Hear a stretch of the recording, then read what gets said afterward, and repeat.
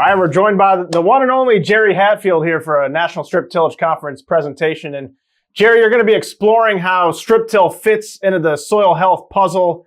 So what are some key points you hope to hit on during your presentation? And why is soil health so critical for strip-tiller success? Well, if we start and say, why is soil health so critical in this, is that we want soil health to do that. What I always think about is in terms of functions of this. I mean, we want our soil to supply water. We want it to supply nutrients. We want it to provide support. We want it to have an aspect in terms of oxygen exchange. And if you look at all that relative to strip till, I mean, we're only cultivating a really narrow band of this system out there, and this narrow band. And then you got all the residue on there. So we've got that protection of the microclimate. We've got that water dynamic. We've got a stable home for the microbes to do their thing. All of those different pieces contribute to soil health. So you just take and look and saying, what are the avenues to soil health? And then you flip it back and say, what strip-till do in terms of these avenues? And they're headed right down that path. And I think people need to understand that these dynamics are really critical to help us bring all this together. And I think that becomes a critical piece of how we begin this understanding. Now, for someone who's never seen one of your presentations before, what can we expect from a Jerry Hatfield presentation? Well, that's an interesting question, Noah, in terms of this. But it's really about how do you communicate to producers. I have 45 years of science, but my dad taught me, says, take all that science and make it understandable to a producer. And that's really what you get out of this, is it's something that everyone that's in the audience should have something to take away and say, how do I do this? And if not, ask questions about it. I'm freely available all the time in terms of before and after conferences. People know how to get a hold of me, and it's really about how do we work together in this understanding? Because there are things that I'll admit that I don't quite understand either yet, because we deal in a pretty complex system. I pick up a lot of my crazy ideas of what needs to get done from producers that ask questions. And so it's really about a dialogue. And that's what I hope that whole presentation does, is create a dialogue.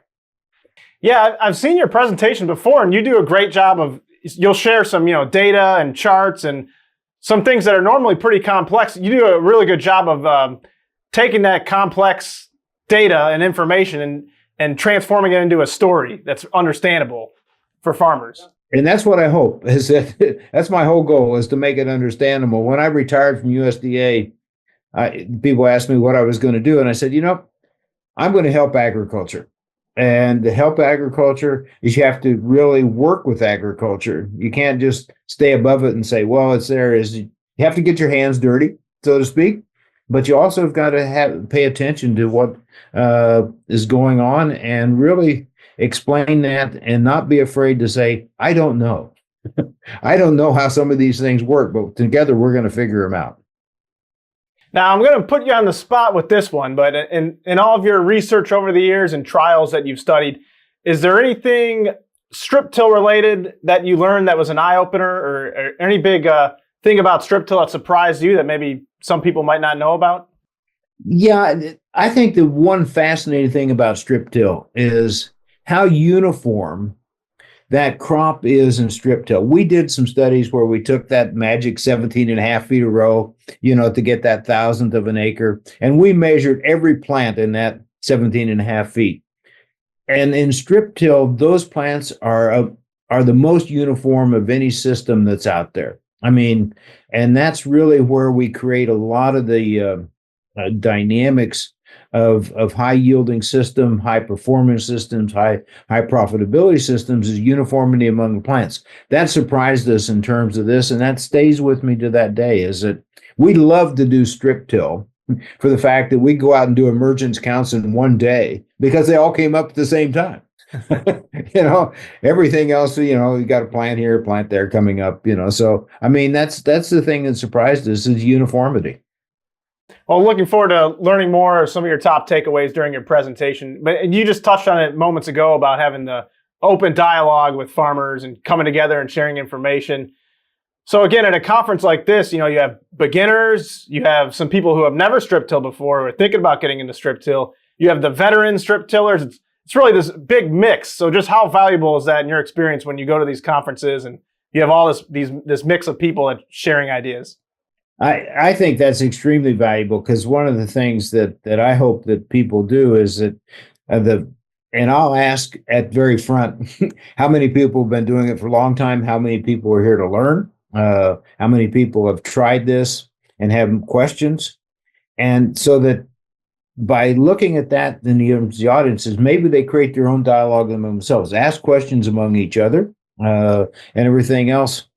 And I've discovered that sometimes in those presentations, there's going to be thought-provoking questions that require audience participation. And so you can't sit back and say, well, I'm just going to listen. No, you may have to think and say, I know this, I don't know this, and everything else. So it creates that dialogue as well. So there'll be some pre-talk quiz, and there'll be quizzes during the talk that get people just interested in answering maybe some of the questions that are out there.